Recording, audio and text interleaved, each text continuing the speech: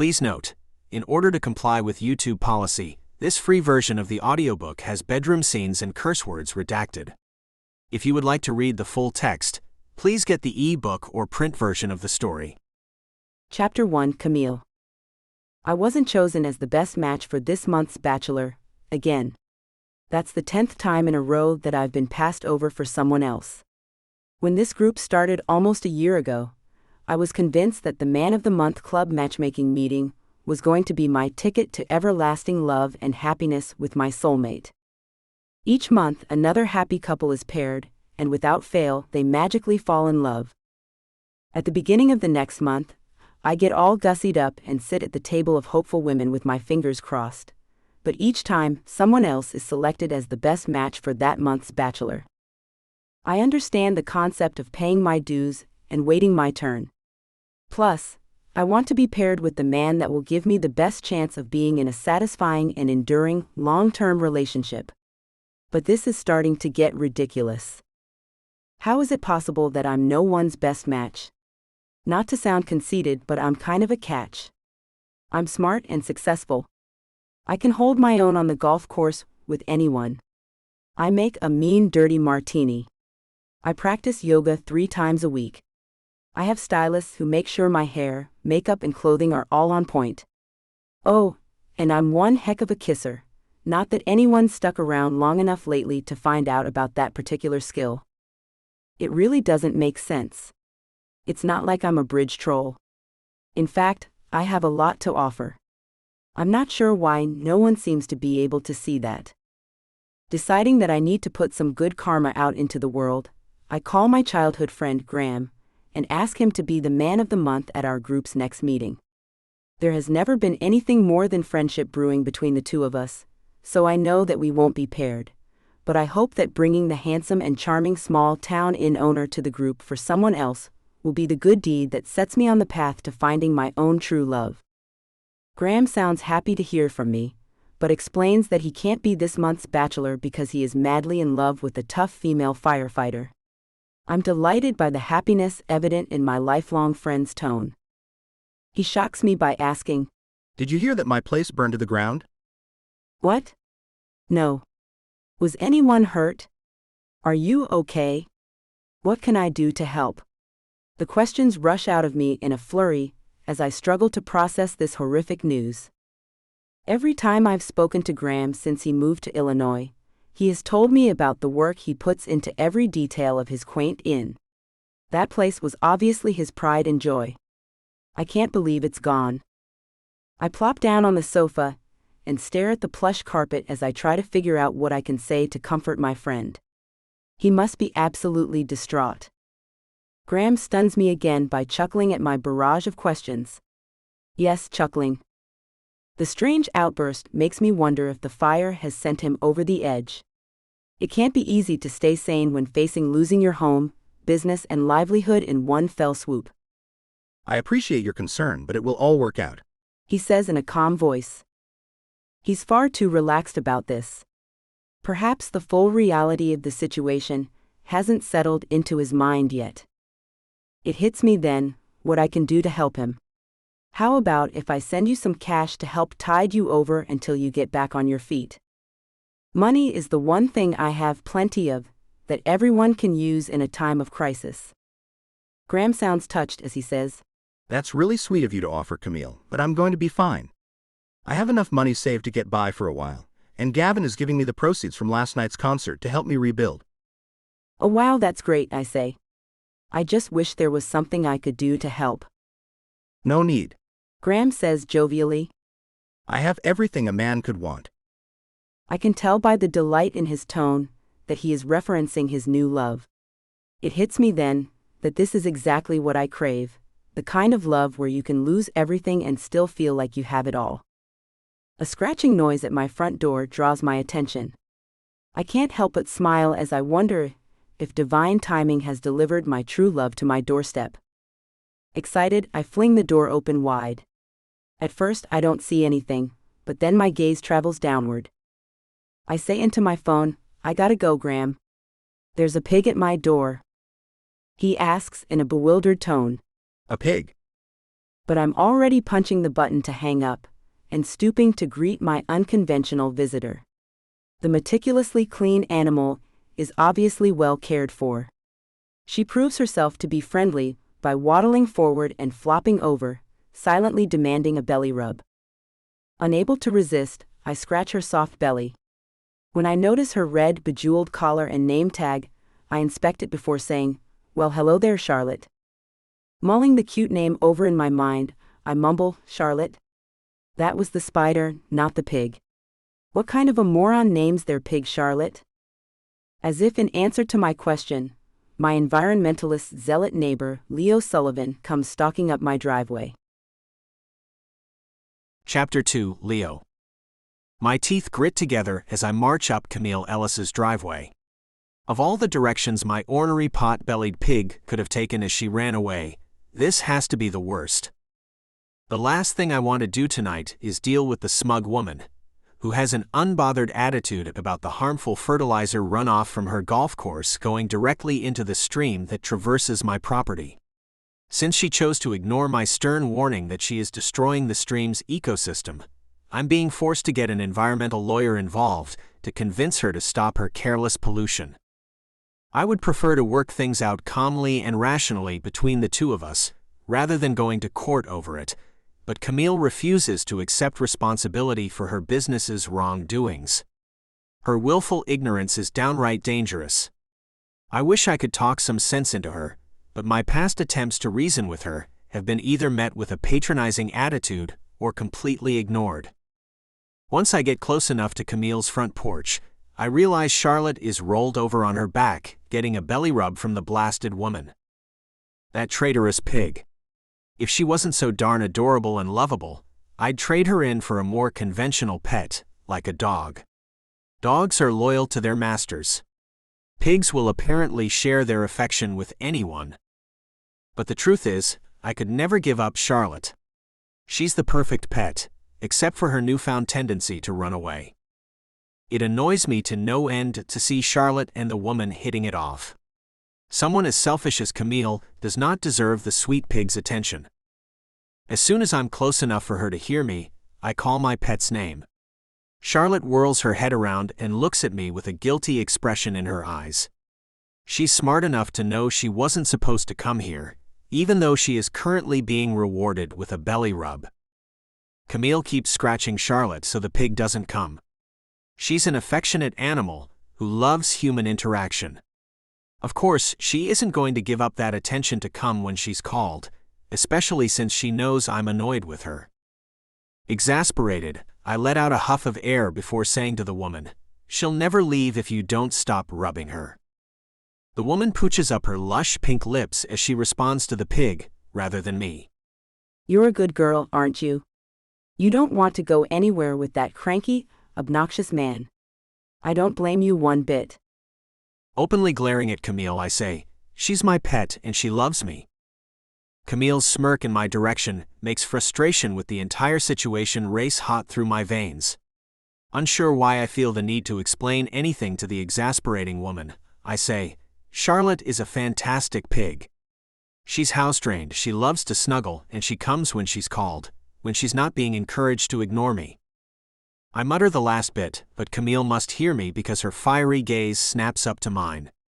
I can tell she's cooking up a snarky comeback, but suddenly her expression morphs into one of confusion. "Wait, house-trained? You keep a pig inside your house?" At my brisk nod, she mumbles, "Why does that not surprise me?" "They're very clean animals," I tell her, uncertain why I'm defending myself or Charlotte to her. "Right?" she says in an overly snarky tone. Refusing to be berated by this woman for a moment longer, I stomp up her porch steps and say in a stern voice, "Come on, Charlotte. It's time to go home." Since the woman refuses to stop rubbing her, the pig once again ignores me. I stamp my foot in frustration at the entire scene. I know better than to pick up Charlotte. She hates being picked up and would likely squeal like she was being tortured. Unsure what else to do, I look at the woman and say firmly, "Stop scratching her belly." Camille gives me an expectant look and quirks an arched brow in my direction. I know exactly what she wants, and it irks me to give in to her, even on this tiny thing. Narrowing my eyes into a stern glare, I practically spit out the word, please. After a final pat, Camille says, Goodbye, Charlotte. Thanks for coming to visit me. Giving me a fake smile, Camille stands up and turns to head back inside. Over her shoulder, she says to me, You know, Charlotte was the spider who spun the web, not the pig. She's not the first person to point this out to me. It's tempting to defend myself by revealing that the pig was already named when I adopted her, but instead, I snap. I know that, but she doesn't exactly look like a Wilbur, does she? It's too late anyway. Camille has already closed and locked her front door. I stalk down the porch steps and head toward the path through the woods that leads back to my house. Charlotte is hot on my heels. Of course, she comes now that Camille isn't around to see my loyal pig being obedient. After we walk back into my cabin, I head straight towards the bathroom to take a cold shower. There's no denying that Camille Ellis won this round of battle. I'll just need to make sure that I win the war. Chapter 3. It shouldn't surprise me at all that Leo Sullivan keeps a pig in his house. That tree hugger probably walks around naked all the time and bathes in the creek once a week. I grin to myself as I decide that he likely refers to the stream as a crick. The rational side of my mind knows that in reality, Leo isn't unkempt at all. In fact, he always seems to be impeccably groomed, and the few times I've caught a whiff of his scent as it breezes by me, it isn't at all the granola and natural deodorant odor I would expect. He actually smells like fresh pine and a mysterious masculine scent that is rather pleasant, although I would never admit that to him. I carefully move the living room windows sheer slightly aside to avoid being caught if he turns back as I watch him disappear down the path into the woods. His adorable pet trails obediently behind him. There's no denying that Charlotte is cute. I'm just not sure how sanitary it is to have a traditional barnyard animal in one's home. I do know that the huge pig farm that lies a few miles up the road smells horrendous when the wind blows in this direction, and I wouldn't want even a fraction of that odor inside my house. Once the duo is out of sight, I plop down at my desk and fire up my laptop. For weeks, I've been spending all of my spare time digging up resources for how to reduce my golf course's environmental impact. I'm truly not the heartless shrew that Leo seems to believe me to be, but I don't want him to think that I'm taking these measures because of him. His haughty attitude makes me want to scream and rail against him, but he's right about the need for my golf course to reduce its environmental footprint. Honestly, I've been working so hard and so long to get to this point in my life that I may have overlooked some of the issues my success has caused. But that ends now. I don't want any baby frogs or cute turtles to die, because my thriving business requires perfectly manicured bright green grass. Now that Leo has brought the runoff problems to my attention, I intend to do whatever it takes to remedy the situation. Based on my research, it's starting to look like it may cost a fortune, but I am determined to find a way to make things right. When my vision starts to go blurry from reading through environmental impact reports, I relieve the monotony by doing a Google search on pot-bellied pigs. Based on the articles I'm finding, pot-bellied pigs can be affectionate, playful, and clean pets if they are properly trained. It turns out that Leo was right about this too. Darn it. Scrolling through images has me grinning at the silly animals. I'm halfway convinced to adopt one as a pet when an incoming email notification at the bottom of my screen catches my attention. I click to open the ominous-looking message from Don R. Waddles, Esquire. The attachment form on the environmental attorney's letterhead is a cease and desist letter, filed by my least favorite neighbor, Leo Sullivan. Narrowing my eyes at the screen until the man's name is my sole focus, I grit my teeth together as I say aloud to the empty room, "This means war." Chapter 4. I'm surprised I haven't yet heard from Camille. I figured she would throw a full hissy fit about the letter from my lawyer. Granted, the letter is just a warning to stop her irresponsible environmental infractions before legal action is taken. but I'd been hopeful that it would be enough to scare her into submission. Honestly, I doubt that she'll simply back down and immediately stop using the harmful chemicals on her grass, but sometimes the threat of a lawsuit is enough of a deterrent to get people to see reason. It's not like I'm asking for anything outlandish.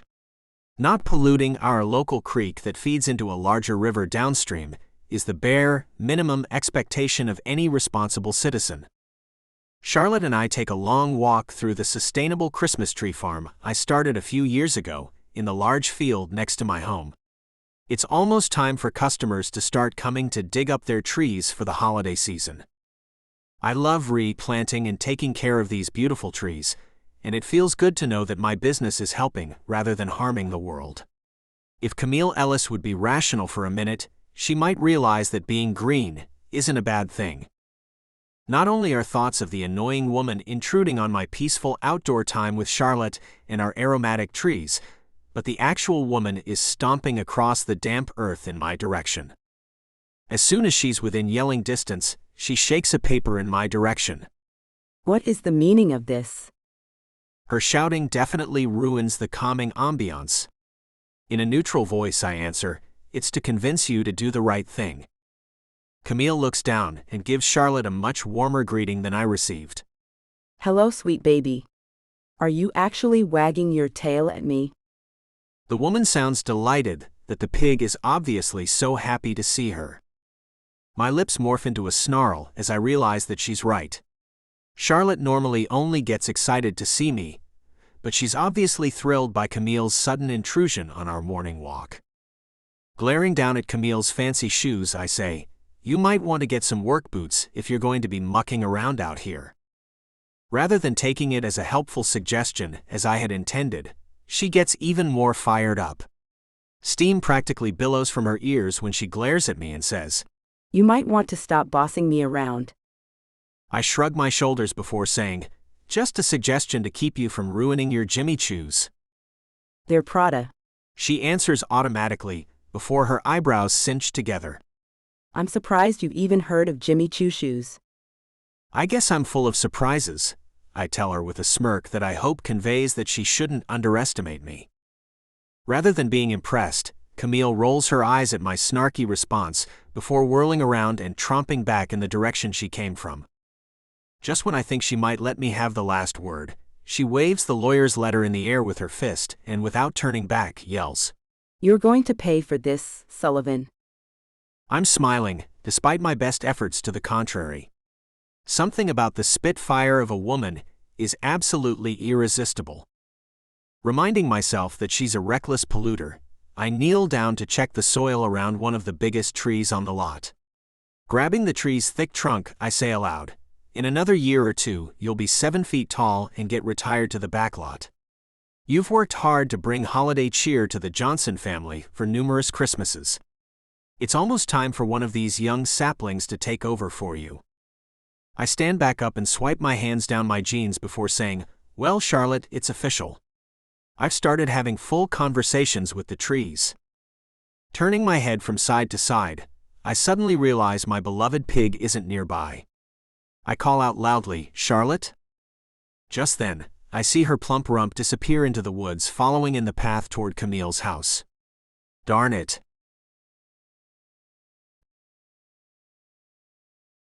Chapter 5. Charlotte and I are sitting comfortably together on my front porch steps when Leo emerges from the woods. He looks as annoyed as I had hoped he would, that his pig followed me home. I scratch behind the sweet animal's ears and give Leo a syrupy sweet smile before shrugging my shoulders and saying, "She seems to have taken a liking to me." I can see that. He mutters as he trudges closer to us. Since it's obvious that his pet's affection for me gets under his skin, I say, perhaps we should work out a shared custody arrangement for her since she obviously enjoys spending time with me. Shared custody? She's my pig. He blusters. When I remain quiet, he narrows his eyes at me and says, Wait. What happened to you thinking it was disgusting to have a pig for a pet? Charlotte's special. Aren't you, sweet girl? I tip my face down to grin at her. Yeah, she's pretty special. And headstrong. He grumbles the last two words as he crosses his arms over his chest and leans against the porch railing, evidently giving in to the realization that Charlotte intends to stay here for a while. Nodding my agreement with his assessment, I say, I guess the term pig-headed is pretty accurate. As if sensing that I have just insulted her kind, Charlotte chooses that moment to turn her head and root into the pocket of my slacks. A plump blueberry falls out, which she promptly devours. Leo bugs his eyes out as his gaze darts between the two of us. His face is already turning red when he strikes out with the accusation. Did you lure her away from me using blueberries as treats? I'm clearly busted, so I remain quiet. My lack of a denial infuriates the man further. Practically shaking with rage, he yells, You pignapped her. I snort out a laugh, sounding more like a pig than Charlotte, before repeating the preposterous term, pignapped? Hardly. It's not like I forced her to follow me. No, you just bribed her. After a moment, he stands to his full height to hover over me before adding, You're as bad as a clown in a van trying to lure children inside with candy. Now you're just being ridiculous. I shake my head at his outlandish accusation. You're the ridiculous one. He tells me before whirling around to head back to the path that leads to his property. He calls over his shoulder. Come on, Charlotte. It's time to go home. Charlotte doesn't budge. I purposely don't touch her, so that he can't accuse me of bribing her to stay with me. He makes it almost all the way to the path, before turning back and yelling with more vehemence. Charlotte. The wily pig simply stares at him, clearly unwilling to leave my side. I give the obviously frustrated man a triumphant grin before saying, She can stay here with me today. I'll send her home later. Have her home before dark. He demands, obviously wanting to have the last word. I nod my agreement, since I have already won this round. As he turns to go home, I make sure my voice is loud enough for him to overhear when I lean down and praise his pet. Who is the best pig in the world? That's you, sweet Charlotte.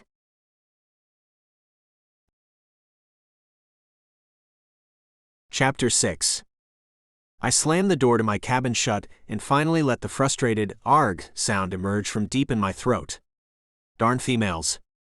I'm not sure which one of them is worse, the insufferable woman who drives me absolutely crazy, or the stubborn pig that is supposed to be loyal to me, but seems to inexplicably prefer Camille.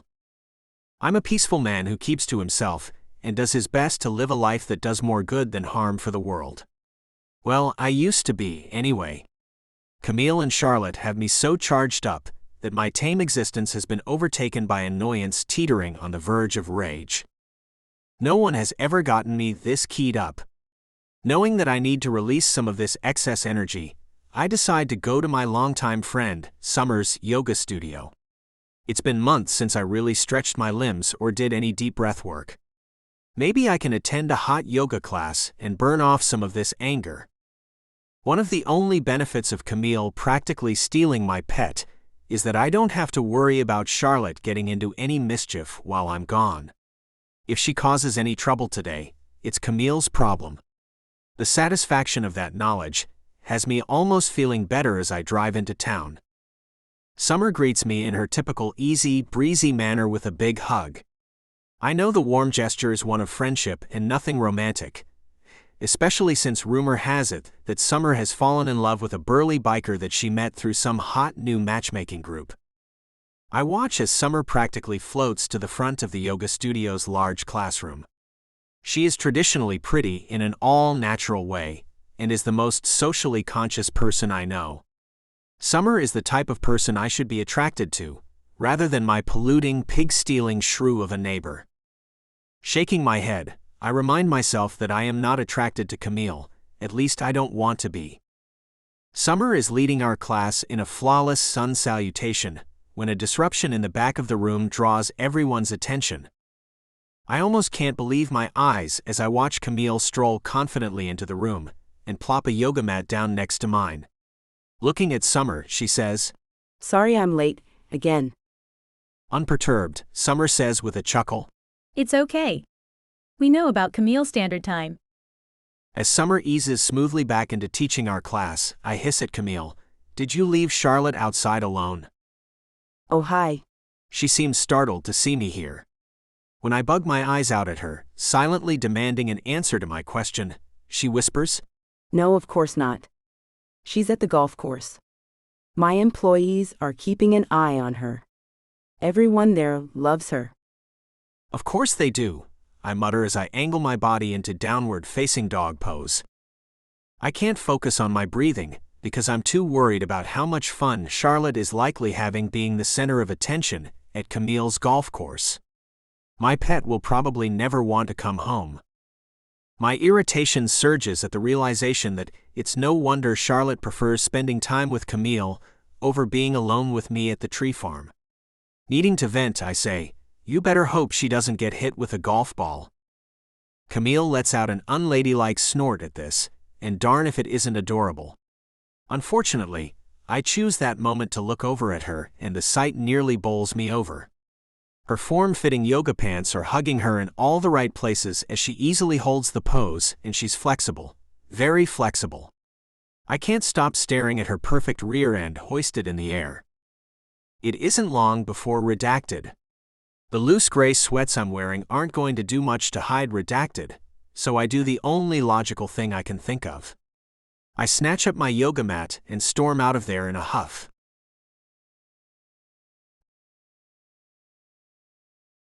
Chapter 7. Not trusting Charlotte to make it safely home on her own, I trek through the woods on the path to Leo's with the pig trailing behind me. I'm not sure why he rushed out of our yoga class in such a snit, but I wouldn't feel right if I didn't escort Charlotte safely to his cabin. Almost as soon as I rap on his front door, he flings it open. I startle in surprise, but quickly recover. Hey, here's Charlotte.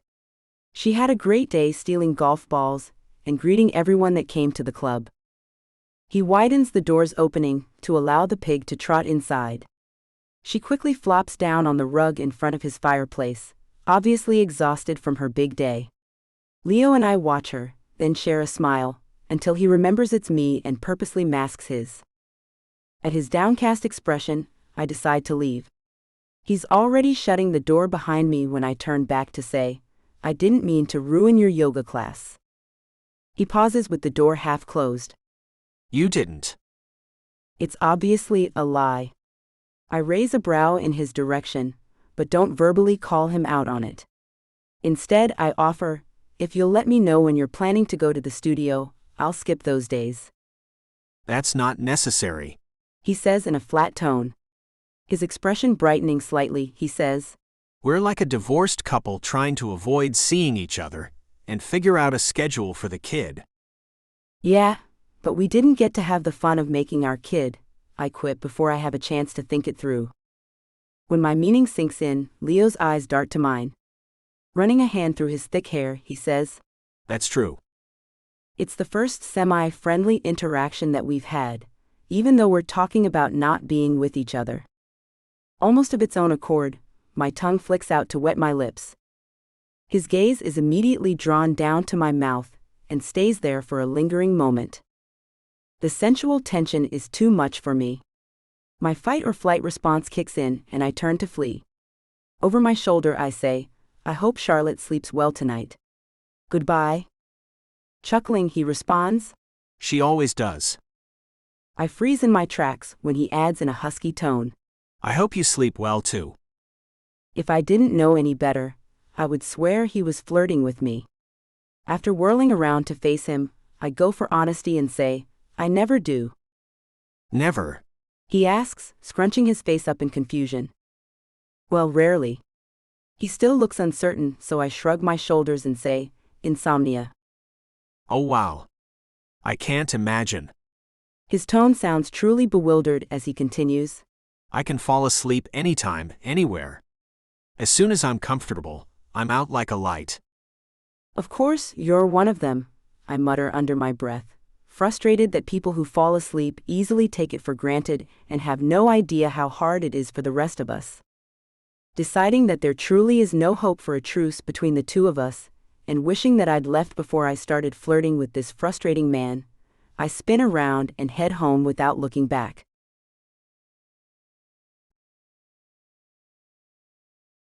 Chapter 8. It still irks me that Charlotte insists on spending so much time with Camille, but the three of us have settled into a comfortable routine. Charlotte doesn't stick around here long in the mornings before heading down the trail to Camille's house. Camille makes sure Charlotte heads home before it gets dark in the evenings. Although I miss the company of my pet during the days, it's obvious that the animal is happy with this arrangement, which is all that really matters to me. I'm surprised Camille is so open to spending time with a pig.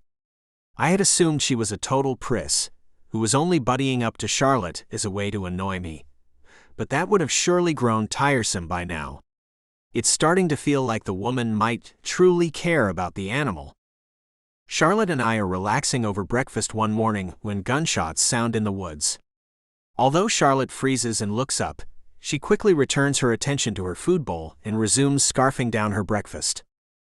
If the wind is blowing the right way, it's not unusual to hear gunshots at this time of year, but these blasts sounded too close. Concerned that some hunters may have wandered out of the posted designated hunting areas, I take my binoculars to the front window. Sure enough, I see a flash of bright orange in the woods. Sighing with annoyance, I move to the closet to retrieve my orange vest that I keep on hand specifically for these situations. After sliding it on, I sit down to tie my work boots. When I head for the front door, intent on warning the hunters that they are trespassing on private property, Charlotte seems confused about what to do. She looks back and forth between the front door and her mostly empty food bowl several times. I take the pressure off her to make a decision by saying firmly, "No, you can't go. Stay here and be good. I'll be right back." The pig seems to accept that answer and goes back to her breakfast as I head outside. It only took me a minute to put on my vest and boots, but the hunters are no longer in the area where I spotted them through the window. I lift my fingers to my lips and emit a piercing whistle, but am met with silence. I tromp around the area looking and listening, but see no sign of the rogue hunters. Hopefully, they realized their mistake and went back to the legal hunting grounds. Suddenly, I hear frantic footsteps on the well-worn path. I jog over, and Camille nearly runs right past me in her panic. Her eyes are wide with fear, and she's wearing a tattered robe and slippers. Once I get her stopped, she asks in a terrified tone, "Is Charlotte out here? I heard gunshots. The hunters might have accidentally shot her." Her frantic gaze sweeps back and forth as she speaks. I take a hold of her arm, and am surprised to find that she's shaking. Hoping to calm the woman down, I say in a deep, soothing tone, "Charlotte is safe and sound at home." When the woman's questioning gaze locks onto mine, I add, "I promise she's fine. Would you like to go see her?" She bobs her head up and down, so I keep a steadying hand on her elbow as we walk in silence toward my cabin. As soon as I open the front door, Camille rushes past me and stoops down in front of Charlotte. The pig is thrilled by the surprise visit from the woman, which is made obvious by the rhythmic grunting coo sounds she makes as Camille snuggles against her. Camille turns to look up at me, and I'm surprised to see shiny trails of tears along her cheeks. When I gape at the evidence of her emotional response, she swipes the tears away, explaining, "I was so frightened, and now I'm so relieved." I move to sit on the floor beside them. Since Camille still seems jittery, I say, "It's okay. Charlotte is perfectly safe." Camille nods and squeezes her eyes tight as she hugs the animal. It hits me then. Their relationship may have started as merely a way for Camille to get under my skin, but it has clearly morphed into much more than that. Staring at the two of them, I say, "You really love her, don't you?" Without opening her eyes, Camille nods as she whispers, "So much." I thought the irritating woman was practically irresistible before, but that is nothing compared to the magnetism of seeing her cry with relief that my pig is unharmed. Darn it.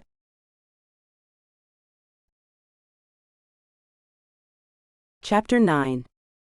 I knew the ornery pig had wiggled her way into my heart, but I had no idea just how much I cared until I thought that she might be injured, or worse. Fear had iced my veins when I heard those gunshots, and the only thought running through my mind was getting to Charlotte and making sure she was safe.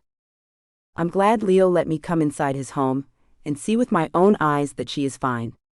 I'm still shaky, even as I clutch a hold of her, but the queasy roiling of unease in my stomach is starting to subside. When I look up to thank Leo for bringing me here, I'm surprised to discover the man openly glaring at me. I knew he didn't like me, but had assumed that our successful new schedule with Charlotte had created a ceasefire in our war with each other. Just as I open my mouth to ask what his problem is, he half shouts, "What the heck were you thinking, Camille? You ran here with no orange safety vest when you knew there were hunters in the area." I'm surprised by his obvious anger with me. In a quiet tone, I answer, "I wasn't thinking. I was too scared to be logical."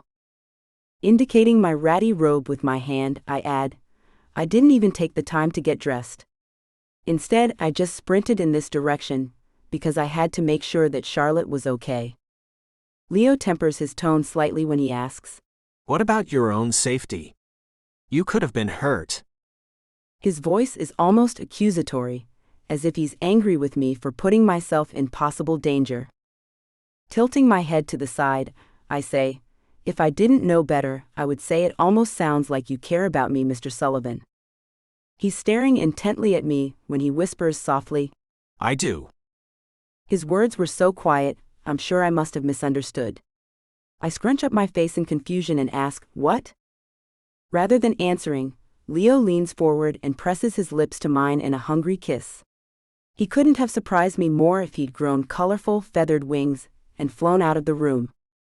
Liquid fire surges through my veins.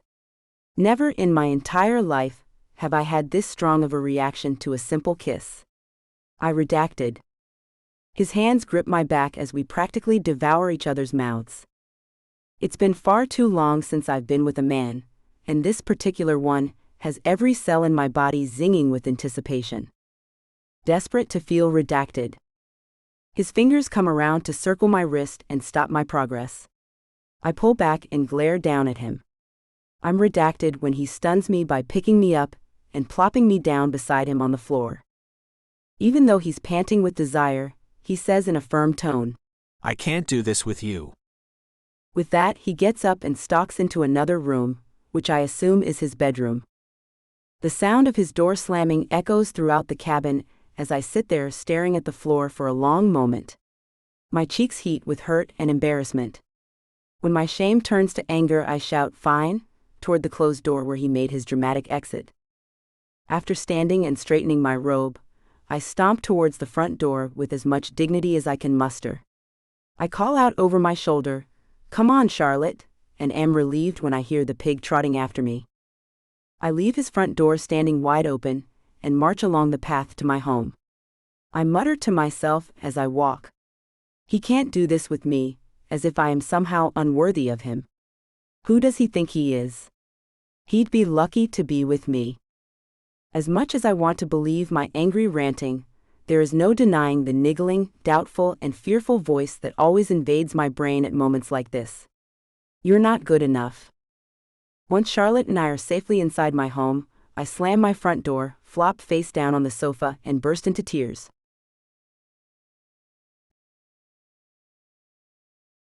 Chapter 10. I hate it that I hurt Camille's feelings. That is the last thing I wanted to do. She's a lovely human being, for the most part. I've grown to care a great deal about her, despite my best efforts to the contrary.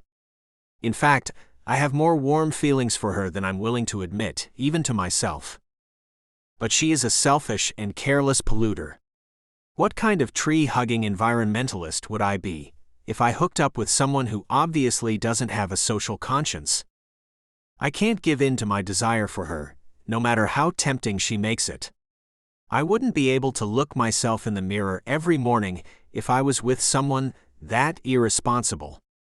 It would go against everything I believe in. The day seems so long as I try my best not to think about how hot Camille looked in that short little robe, but fail miserably with that mission.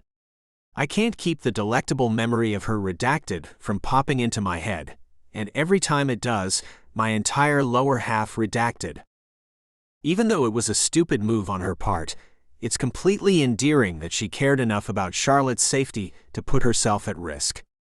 But the fact that she obviously loves my pig doesn't negate the long-term effects of the harmful chemicals that she puts into our water supply.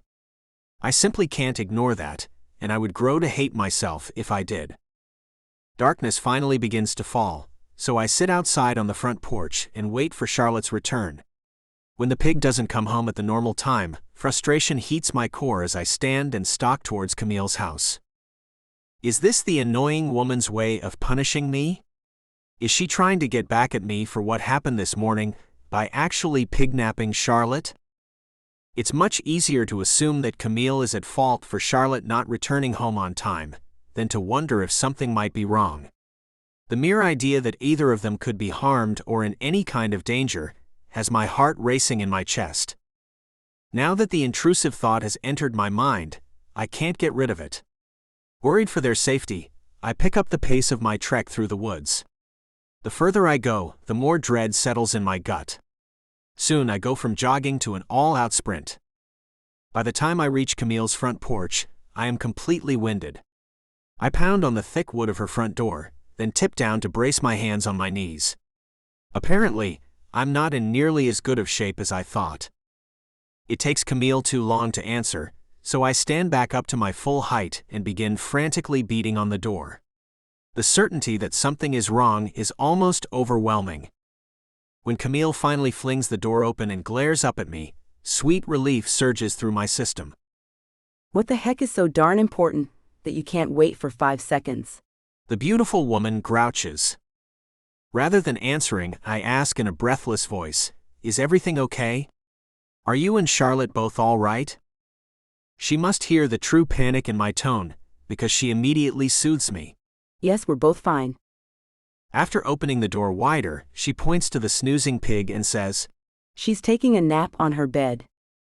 Any other time, it would amuse me that Camille purchased a plush dog bed and several chew toys for Charlotte, but in this moment, my adrenaline is pumping too hard to pause and fully appreciate it.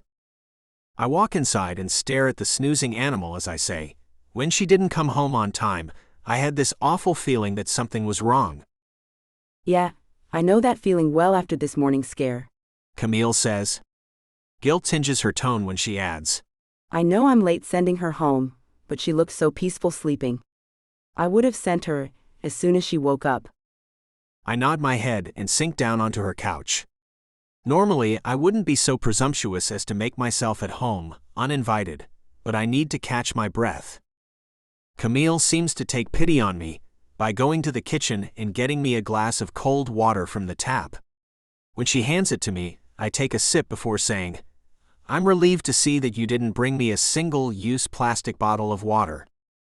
Letting out an annoyed huff, she sits down beside me on the sofa and says, I'm not the terrible, non-green monster that you seem to believe me to be. As she stares at her lap, I take a good look at her.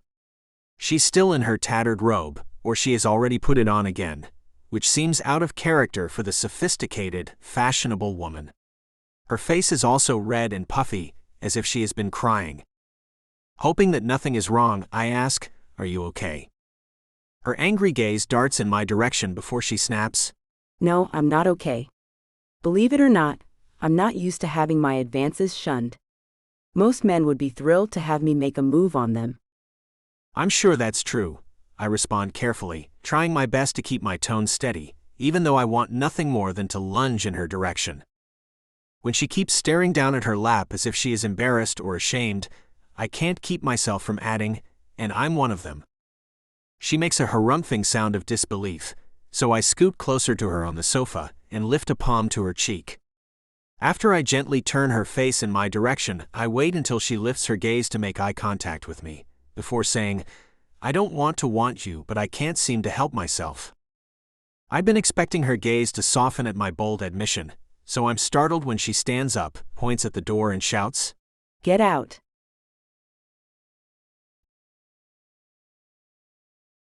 Chapter 11. Leo looks completely stunned by my sudden outburst. He blinks up at me from his spot on the sofa, frozen and seeming uncertain what to do. I can see from my peripheral vision that my loudness has roused Charlotte from her restful slumber. Beyond furious with Leo for making me fall for him and his lovable pet, I say between gritted teeth. Take your pig and get out of my house now.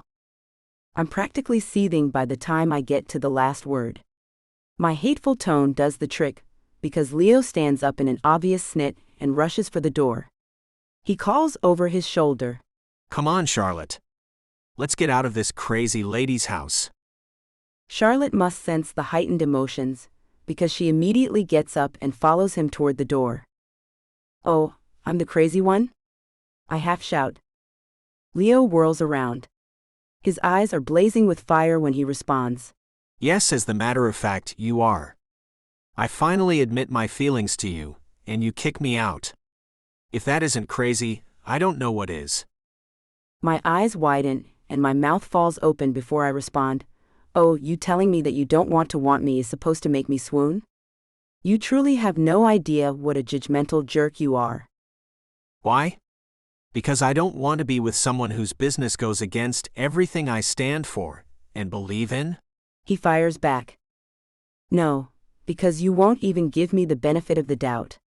Ever since you told me about the runoff issue, I've spent my nights researching and making plans of how to remedy it.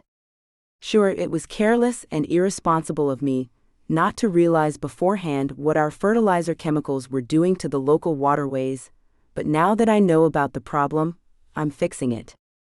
You're fixing it? He sounds completely dumbfounded by my revelation. Of course, I'm fixing it.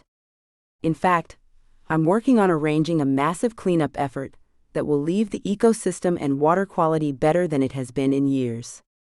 I would have told you sooner if you'd given me the chance, but you always jump to conclusions about me and assume the worst. His eyes are shining with a warmth I've not seen before, except when he looks at Charlotte. He repeats in a more confident tone. You're fixing it. I chuckle before asking, did I break you? He shakes his head. No, I'm just so relieved to hear you say it. It has really been weighing heavily on my mind.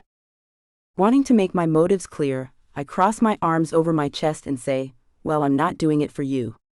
I'm doing it for all of the fish, frogs, turtles and pigs that rely on that water. We both grin down at Charlotte.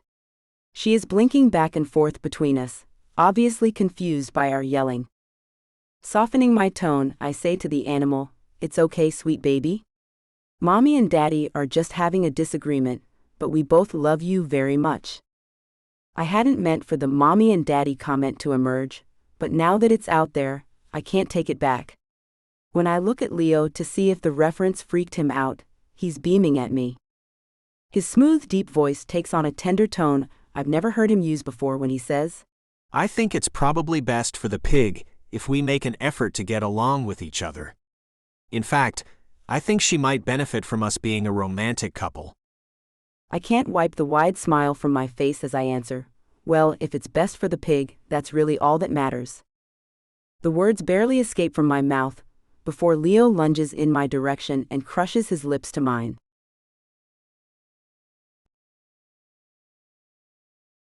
Chapter 12. I kissed Camille earlier, but not like this. This time my mind doesn't have to war with my heart and body. I know now that Camille has a social conscience, so I don't have to feel guilty about my feelings for her. I can simply get lost in the pleasure. I've been attracted to her since we first met, but I tried not to allow myself to even imagine this happening. Now the path to being with Camille is clear, and it's even more wonderful than anything I could have dreamed up. Her tongue nudges my lips, so I part them for her. As she sweeps inside my mouth, I find that I like her confident assertiveness, and I can't wait to see how it translates with other bedroom activities. She presses into me, and her body feels impossibly good against mine. As much as I'd like to let Camille lead the way, that is no longer an option. I'll let her be in charge the next time we're together, but this time, every cell in my body is loudly demanding that I redacted. When I loosen the tie to her robe, it falls open. I slide my hands inside to curve around her waist, and she breathes out the word. Yes. The simple word has never sounded so wonderful. I don't have to wonder if I have permission or ask for consent to go further with Camille, because she's making it clear on every level that she wants this as much as I do. I can't imagine anything hotter than that. When my palms glide up, I'm delighted to find redacted. I'd suspected as much, but the confirmation redacted makes my head spin in a delightful way. As my thumbs redacted, she tips her head back and redacted. In some tiny portion of my brain that is still coherent, I register when I hear Charlotte march over and plop down onto her bed, obviously having realized that we are now going to be staying a while. Camille draws my full attention back to her when she demands, Redacted. I immediately comply, and am rewarded by her redacted. Unable to resist, I redacted. Her vocal responsiveness to my ministrations makes me even more hot for her, even though I would have never believed it could be possible. Redacted. She orders me when I redacted. She redacted. Oh yes. She breathes out as she laces her fingers through my hair and redacted. When I pull back from redacted, she lets out a desperate sound, so I look up at her and surprise us both by saying, I want to redacted. Panting, she nods her head. I redacted. I pause for a moment to gaze up at her. She's completely redacted. I've never seen such a beautiful sight, I tell her in an awe-filled tone. Her soft, warm gaze melts down onto me as she grins and redacted. She redacted, obviously enjoying herself every bit as much as I am. Redacted. Chapter 13. My body has never felt this much pleasure. Leo's redacted is absolute magic. I'm lost in delirious swirls of desire, passion, and ecstasy. He is redacted, and I am totally on board with it.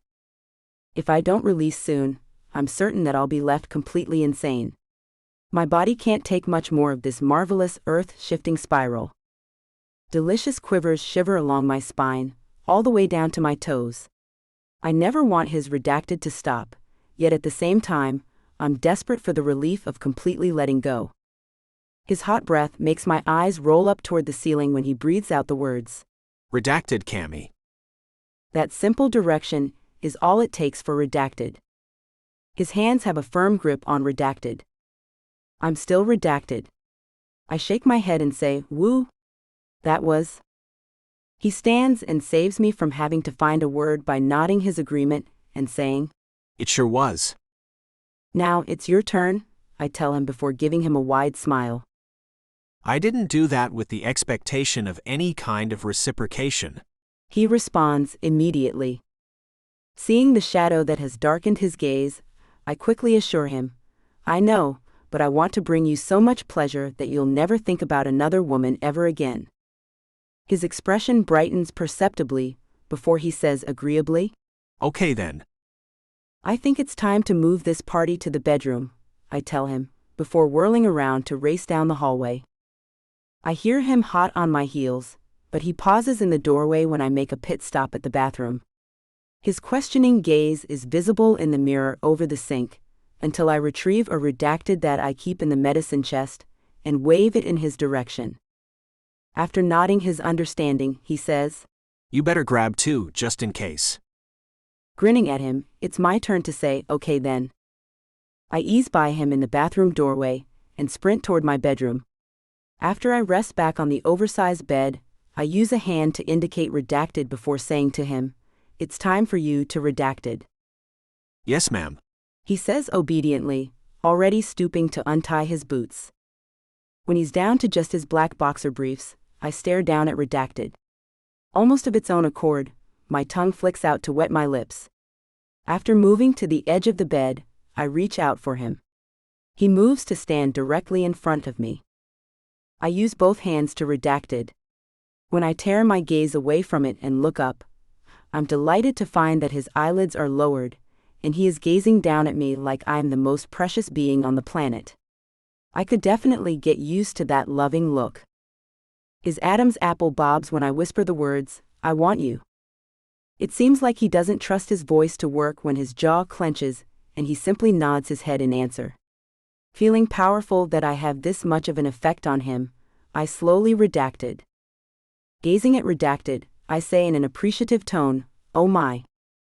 This makes a husky chuckle emerge from deep in his throat, but that happy sound quickly morphs into redacted. His fingers lace into my hair at the nape of my neck, but he doesn't hold me to him. Instead, he tips his head back and lets me redacted. I redacted. It isn't long before he croaks out the single word. Redacted. He lets out a groan when I redacted. Not wanting to torture him any longer than necessary, my hands scramble to redacted. As soon as the protection is in place, I scoot back on the bed and redacted. Leo doesn't hesitate for a moment. He redacted. I'm redacted. When he remains motionless for a long moment, I'm in awe of redacted.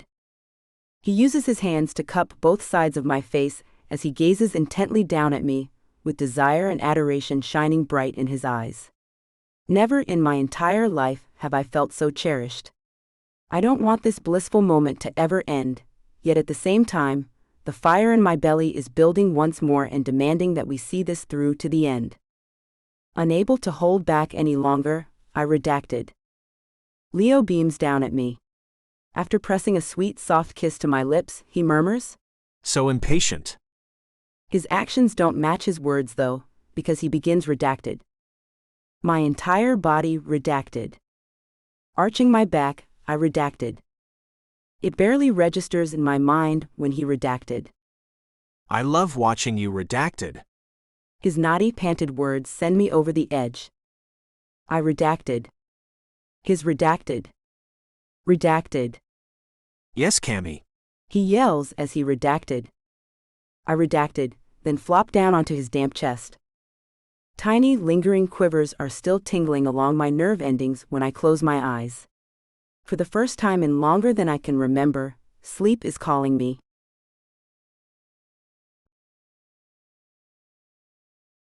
Chapter 14. The woman who claims to rarely sleep finally begins to rouse when the sun slashes bright streaks of brilliant light into her bedroom. She sighs and stretches, confident and completely unconcerned about her redacted. Good morning, she murmurs, before pressing her lips to the side of my neck. "Morning, sleepyhead," I respond, grinning down at her. She pulls back to look into my eyes. I haven't slept that well in a long time. Did you sleep okay? "Part of me did," I answer cryptically.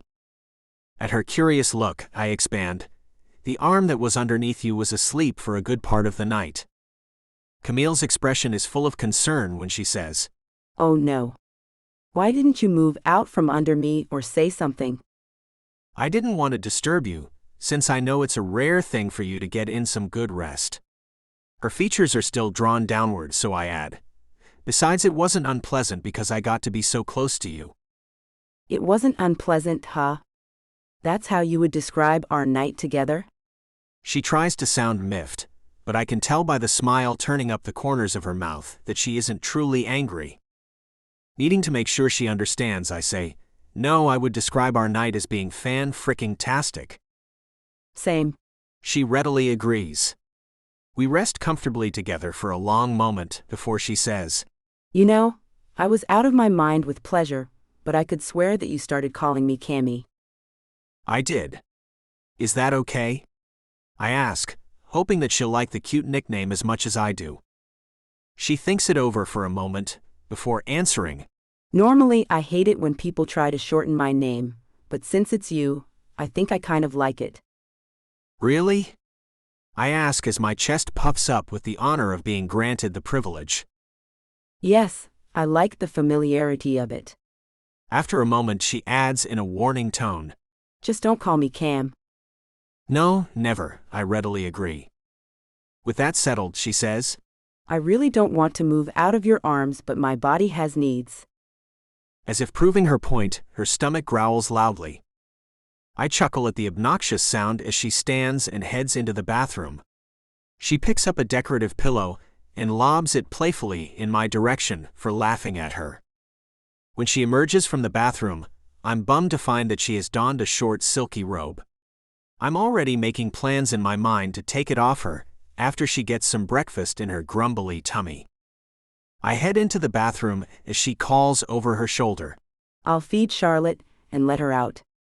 Coffee? "Yes, please," I answer, marveling at how natural and comfortable things are between us. The usual morning after awkwardness is nowhere to be found. I take a quick shower. Hoping I don't smell too frou-frou from her lilac-scented body wash, I emerge from the steamy bathroom and head to the kitchen. The delectable smell wafting from the stovetop stops me in my tracks. I must make a noise in the doorway, because Camille turns and gives me a big smile before turning to pop some bread into the toaster.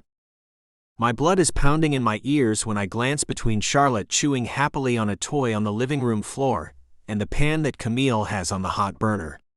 I can't manage much more than a croaky whisper when I ask, "Are you making bacon?" Yep.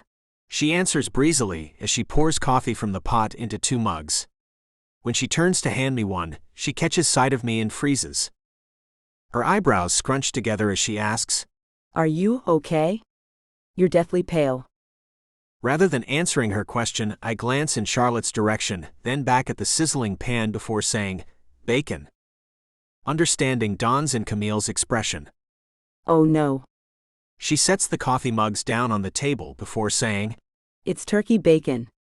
I haven't eaten any pork products since I met Charlotte, but I still love the smell and taste of bacon. Relief surges through my system. Running my fingers through my damp hair, I say, "Phew. I know that I don't have any right to be judgmental of your, or anyone else's eating habits, but I don't know if I could stand quietly by and watch the woman I love eat bacon, especially with Charlotte in the room." She nods her head before comprehension dawns. Her eyes are alight with excitement when she asks, Wait. The woman you love. I hadn't meant to say it, but it's out there now, and I have no desire to take it back. After bridging the short distance between us, I take her hands within mine before saying, "Yes, I know it's fast, and that at least on paper, the two of us don't make a lick of sense. But in real life, I don't want to live without you. I love you, Cammy." Tears are shining in the beautiful woman's eyes as she blinks up at me and says, I love you too, Leo. And I don't care if it makes sense or not.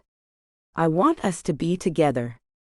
We seal our proclamations of love for each other with a tender kiss. Charlotte chooses that moment to make a contended, rhythmic suckling sound. We both grin over at the adorable animal before Camille says, I'm glad we figured this out because it's definitely what is best for the pig. "This is what is best for us, too," I assure her, as I sweep the amazing woman into my arms, intent on taking her straight back to bed to show her my level of love and commitment.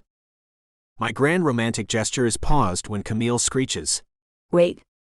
I need to turn off the burner under the turkey bacon. We make a quick pit stop to turn off the stove, and then I carry the woman of my dreams into our happily ever after. Epilogue. Ugh. Leo, your pig chewed another pair of my high heels. I grouch, beyond frustrated with the ornery animal and her handsome owner. The man in question comes up close behind me and calmly wraps his arms around my waist before whispering near my ear. Charlotte is our pig. Even though his nearness and soft-spoken words send a tingling shiver down my spine, I hold on to my anger. Well, she's getting into too much mischief lately. She has plenty of toys. Why does she feel the need to get into things that she knows she isn't supposed to mess with? Perhaps she's bored. Leo answers rationally.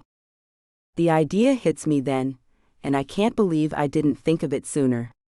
Turning to face Leo, I can't keep the excitement out of my tone as I say, that's it. She needs a friend and playmate. We should get another pig. Maybe. Leo says, noncommittally.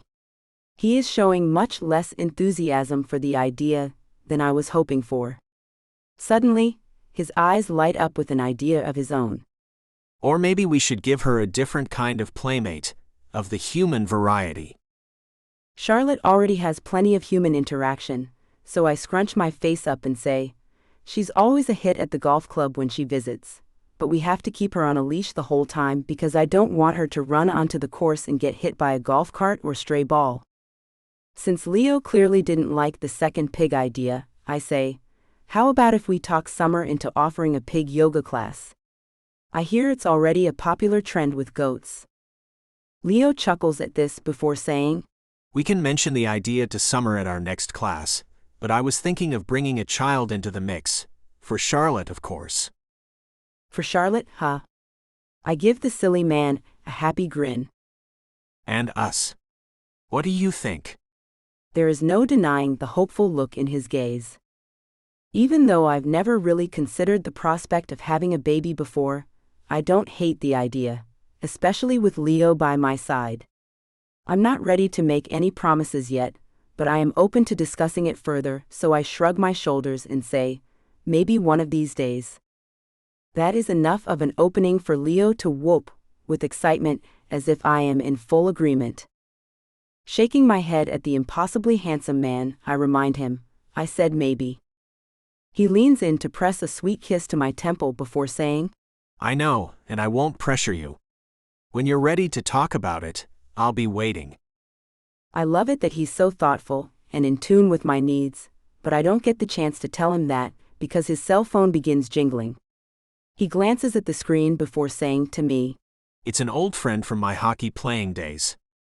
Since he's giving me a questioning look, I nod my head to let him know he should absolutely take the call. When he yells into the phone speaker, Brickman. I chuckle and head out for work to give Leo some privacy. It's goat morning at my golf course, which has quickly turned into a huge hit with the club members. The wealthy elite love coming for brunch or high tea and watching the goats take care of one of the course holes in a sustainable way. The unique, eco-friendly events have turned the club into the hot new place to be and be seen, even for non-golfers.